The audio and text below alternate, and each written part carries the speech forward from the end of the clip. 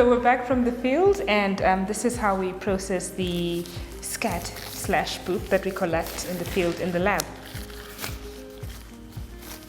So because it's carnivore poop, I would avoid touching it with your bare hands unless you like to constantly update your immune system.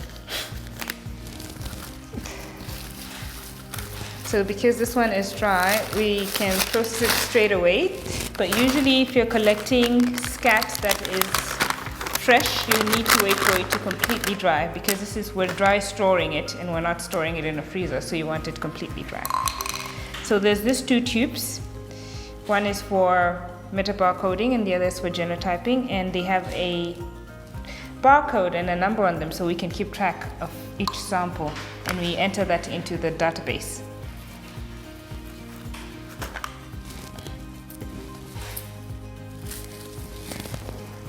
There we go. So you take just a little bit of your sample and you put it inside the tubes.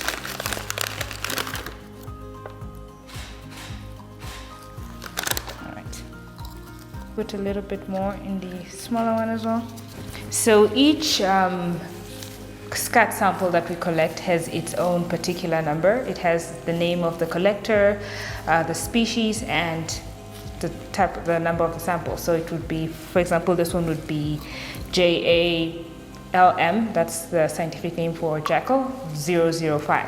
So we keep track of each single one so we know which one is coordinated to each tube. And then you just write the name of that sample on a tiny piece of paper. That you place in the small tube, so when it's processed in a different lab, they know which sample it came from. In the big tube.